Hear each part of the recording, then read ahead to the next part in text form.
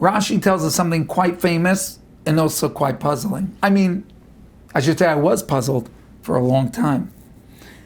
But I think this year I finally realized the answer. Rashi says, this was good news. The idea that there was going to be afflictions on their homes. Why? Lefi shetminu Amorim matmoinio shalzav bekiras bateim. Kol arba'am shana shoyisal b'midbar. Because the entire time that the Amorites and the other nations were living in Canaan, in Israel at the time, they would hide treasures in the walls of their homes.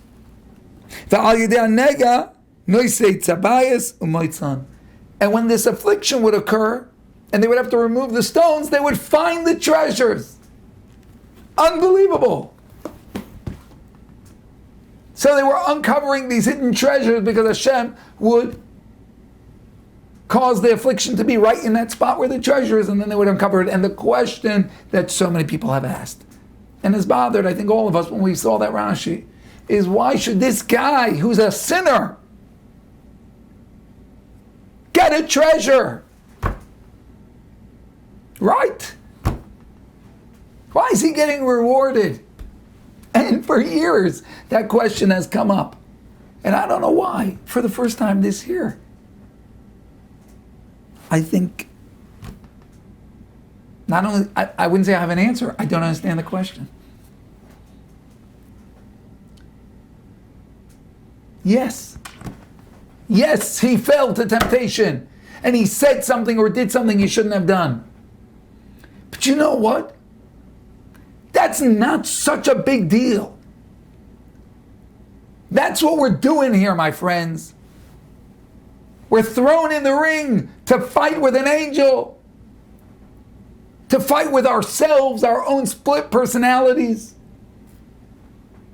Half godliness, half a pile of mud. And we're stuck right in the center, trying to sort this mess out. Yes, we struggle. Amalek attacks us now. We have internal struggle. That's part of who we are. That's not crazy.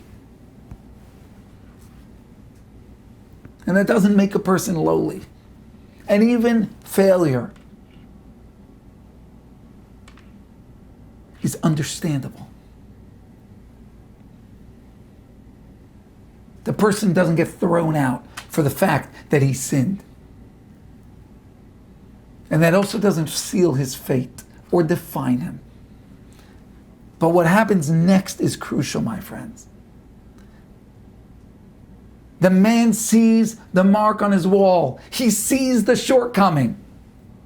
He now is faced with two options, just as we are today in this part of the year. Do I just hang a picture over that spot in the wall? Or do I call the kohen and decide to take action and do something about it? Do I roll up my sleeves and realize this is the unpolished diamond that Hashem has sent me into this world to fix? And I'm not going to go to sleep and only wake up on the easy freebie days. But I'm going to put in the elbow grease to make this shine, to make myself shine. It's much easier to hang up a new picture over that spot on the wall. And I bet you it's pretty tempting because it's uncomfortable, embarrassing, awkward to call the kohen in, to admit that, to face yourself in the mirror and admit that, to face the community. And this guy had the bravery and the courage and the grit and the clarity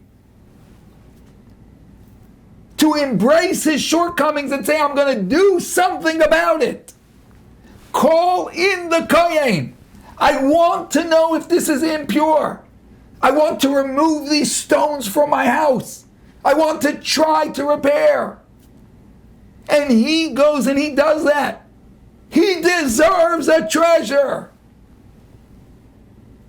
He deserves